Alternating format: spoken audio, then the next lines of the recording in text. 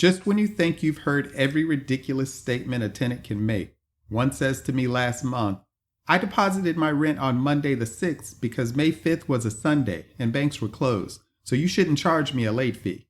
So I proceeded to explain, rent is due on the 1st. It is already late as of the 2nd, but the lease provides a grace period through 6 p.m. on the 5th before the late fee applies, regardless of what day of the week the 5th happens to fall on. And bank deposit wasn't the only payment option available to you. Now, thankfully, in addition to this being North Carolina state law, it's all spelled out in my lease. Your rental property is an asset, and your lease needs to protect your assets. You need to know your state landlord and tenant law and make sure that your lease is in full compliance with the law. But additionally, your lease needs to have certain common sense and likely scenarios spelled out in advance, leaving as little as possible to interpretation, question, doubt, or challenge. I look for quotes I like that relate to the topic of each episode, but I could not find one this week, so I'll make my own. Avoid conflict with your tenants, but should you find yourself in an unprovoked battle, your lease is both your sword and your shield. Jonathan Taylor Smith, having just finished watching Game of Thrones.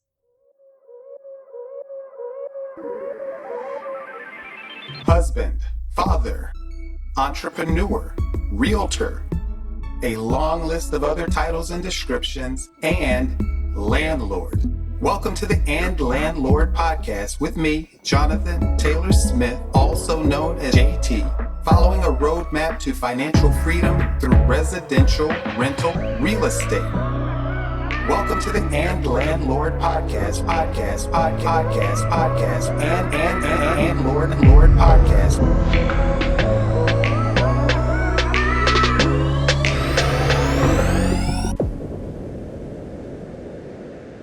Welcome to episode number 11. Make sure your lease protects your assets. So another one I heard last month from a tenant wanting to go month to month instead of renewing the lease for another year was, why would you need to increase the rent another 6% just because I want to go month to month? That's not right. So I proceeded to explain how our normal increase when signing a new 1-year lease is around 1.5 to 2%, give or take.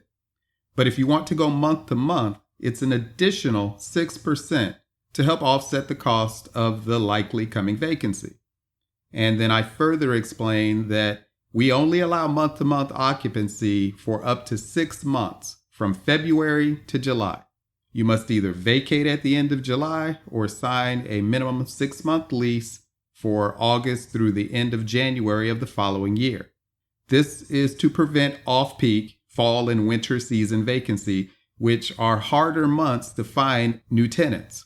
And again, this is now spelled out in my lease in advance, including the rent increase amounts and renewal scenarios.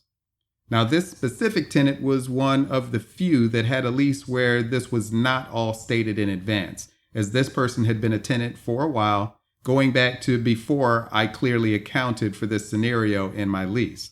So I worked out a compromise that we were both happy with, since the person had been a good tenant up till that point and was just unsure of their exact plans for the coming year. But this had recently come up with some other tenants as well, so I had since accounted for this scenario in my lease. You see, whenever something occurs that is not clearly covered in my lease already, I either add it or change the existing verbiage as needed, reviewed by my attorney, to properly account for the situation going forward. Then, as I bring on new tenants and existing tenants renew, I get them all on the latest version of the lease. I actually have a numbering scheme so I know exactly which lease version each tenant is on. And over time, lease additions and changes have occurred far less frequently as my lease becomes a more perfect document accounting for most scenarios and situations to protect my assets, which I'm referring to both my rental properties and my rental business, Blue Chariot Properties, and related companies. Where did or should you get your lease from? As stated, at this point, my lease is highly customized to my specific needs and those of my clients whose properties I manage on their behalf under Blue Chariot management. But I first started with a copy of a lease that I had from when I was last a tenant back in 2001. I had also been given a lease by a friend who had a rental property before I got into rentals. Plus, I even found and downloaded a few online, and I was told they can be purchased at Office Depot or Staples. I reviewed each of these and tried to merge them into one document with the basic provisions I liked well enough to proceed. However, at some point, I came across the website easylandlordforms.com, which provides state-specific leases in addition to many other useful documents for landlords. I think this site was mentioned in a book I was reading at the time about being a landlord. And I'm a pro member at biggerpockets.com, which now also provides state-specific leases, although this came after I had already discovered easylandlordforms.com. After reviewing all the options, I liked the basic North Carolina specific lease from easylandlordforms.com, so I started using it after having it reviewed by my attorney. And it's a good thing I did because the customization options, which I love about this system, can create a situation where you've added something to the lease that is not permitted by your state law. For example, I selected the option to add a daily late fee and set the amount at $10 per day. However, my attorney informed me, and I confirmed this for myself by reading the statute, that daily late fees are not permitted in North Carolina. So if I had proceeded with the lease containing that provision and ended up in court against a tenant having charged them a daily late fee, it might not have gone well for me. I was also happy to hear from more than one attorney that while I could certainly pay them to create a lease for me, it also would be based upon a template, not unlike the one created by easylandlordforms.com, which after review was said to be perfectly fine by one and very good by another. But will it stand up in court? Now, in full disclosure, I have not had to evict anyone yet, and so my lease from easylandlordforms.com and further customized by me has not been tested in a court yet. So I cannot say that a judge has heard a dispute between me and a tenant, read my lease as it relates to the dispute and overall, and then ruled in my favor. But what I can say is that my lease from easylandlordforms.com, along with my various customizations, which are extensive, has been reviewed by my attorney. And it is that same attorney who is likely to represent me in court when or if I ever end up there. And since this attorney could have charged me to create a lease on my behalf, but instead just charged the time to review and tweak certain aspects of my customized lease as obtained from easylandlordforms.com, I'm confident it will stand up in court. I also know that my business practices are above reproach. So if I ever do end up in court, I'm certain any judgment will be in my favor. But then that is also another benefit of having a strong lease with ethical business practices. It makes it far less likely that I will ever end up in court.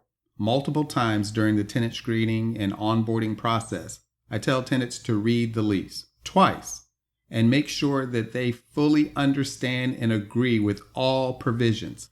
I provide certain critical excerpts from the lease at first contact, and I provide a sample lease for review early in the process. By the time a person reaches the point of becoming a tenant in one of my owned or managed rental homes, they should be well aware of all rules, policies, procedures, and the various lease provisions. They go into tenancy with their eyes wide open.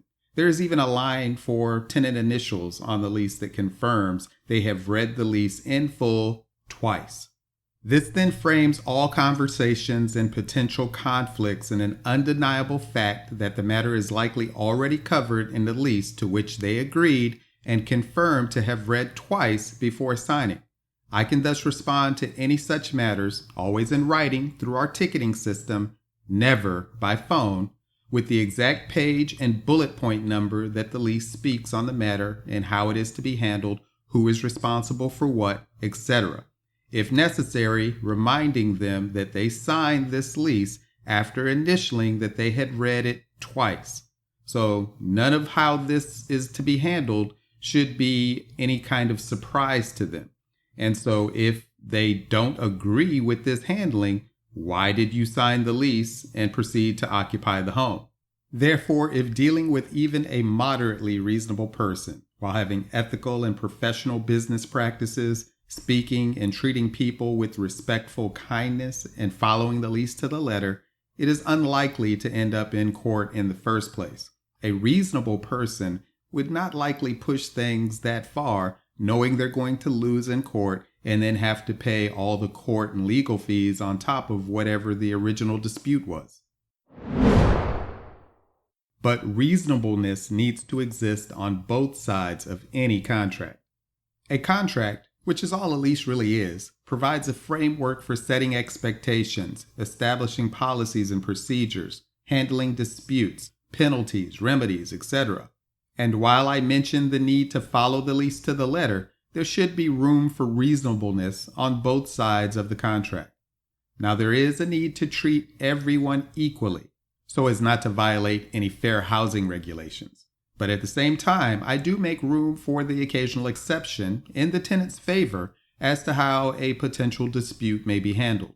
Yes, the lease can be your sword, as suggested in my earlier quote, but a sword is not the best means of handling every dispute. You know, he who lives by the sword dies by the sword.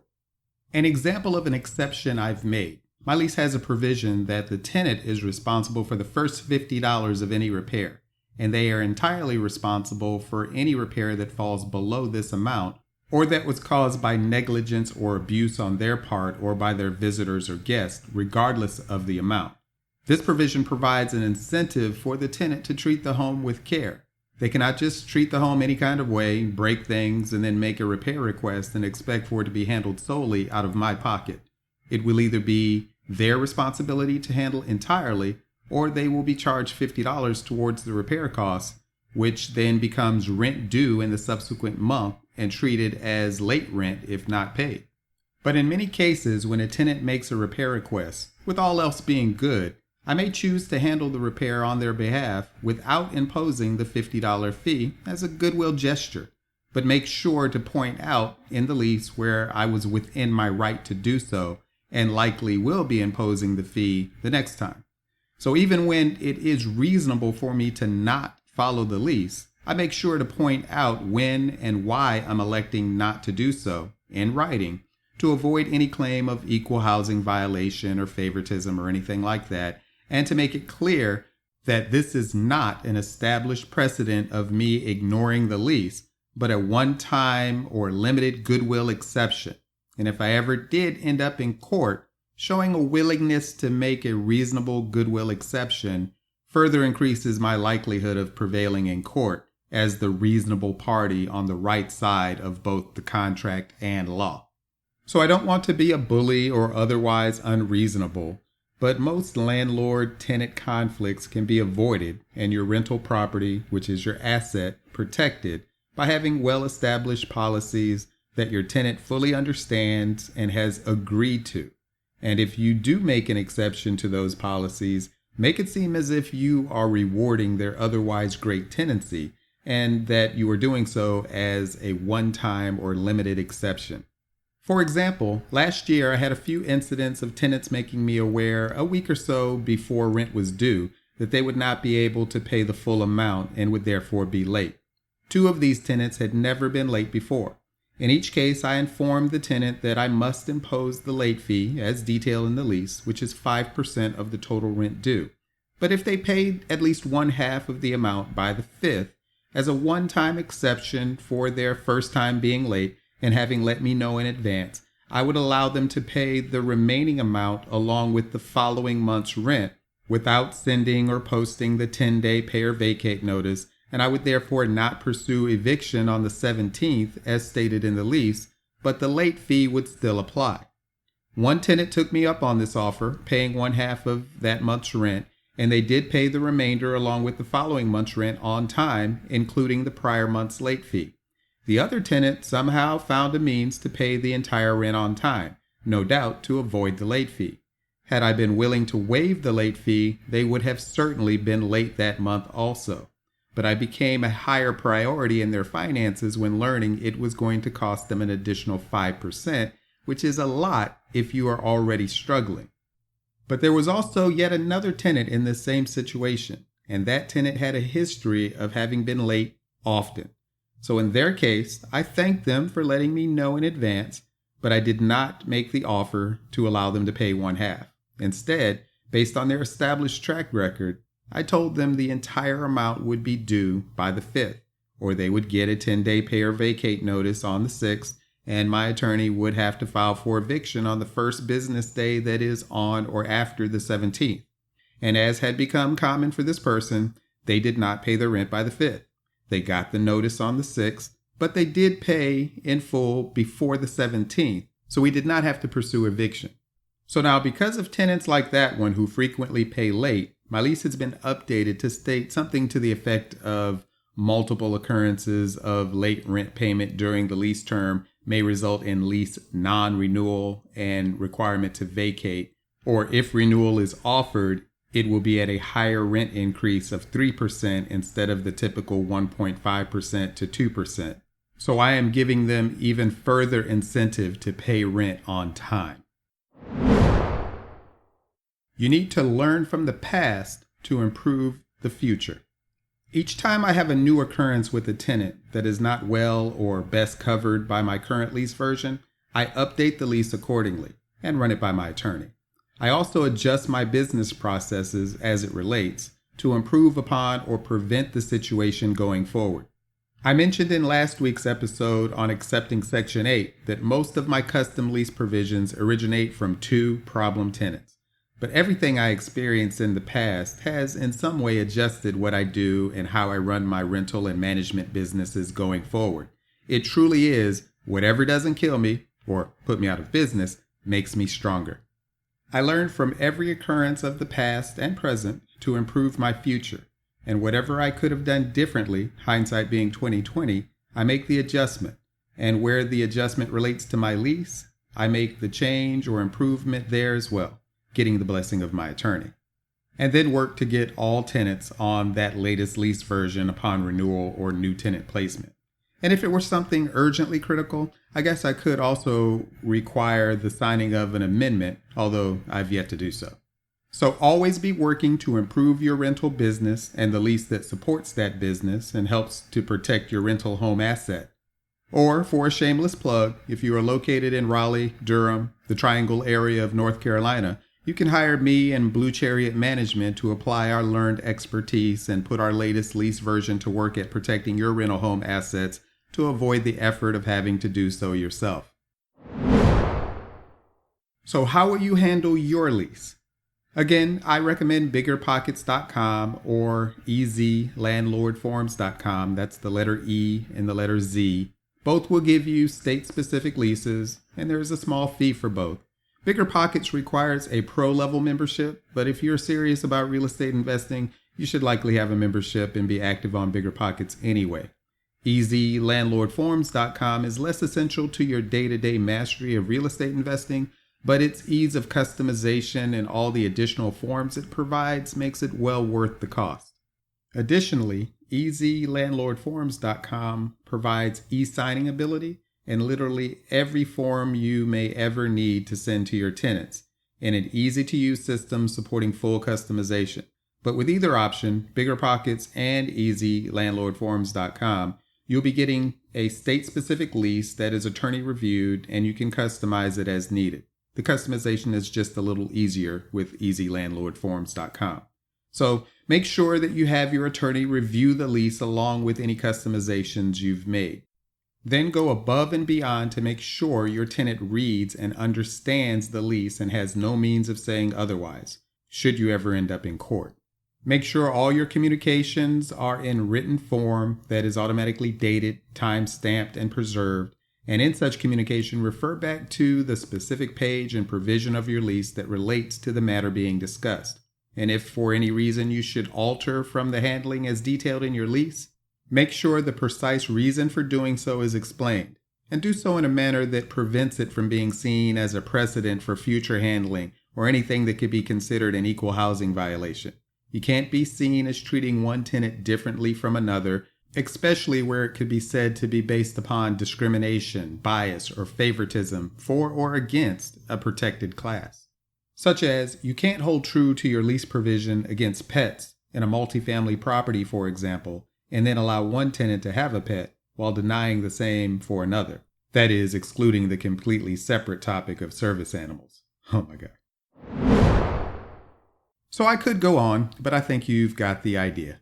Just make sure to keep your lease up to date and improve it as you go to account for the various situations you have and will encounter as a landlord.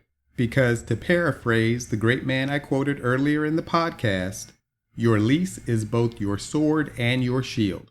And a closing quote from Sarah Strohmeyer, life is a lease and God is the landlord. Thank you for listening to the Landlord podcast with me, Jonathan Taylor Smith, by Blue Chariot Media, following a roadmap to financial freedom through residential rental real estate. You can find the podcast website and blog at andlandlord.com. The main company site is bluechariot.com. If you've received any value from this podcast, help me, please, to make it available to others, and make sure you don't miss an episode by subscribing and posting your 5-star rating, plus share it on social media. I welcome your comments on the blog. And if you'd like to share your landlord horror story or have a comment or suggestion for the show, call 844-USA-BLUE and enter extension 263, which spells "and" on your keypad, as in "and landlord," and leave a message. It may be used on a coming show. Thank you. Be all that you are. And landlord.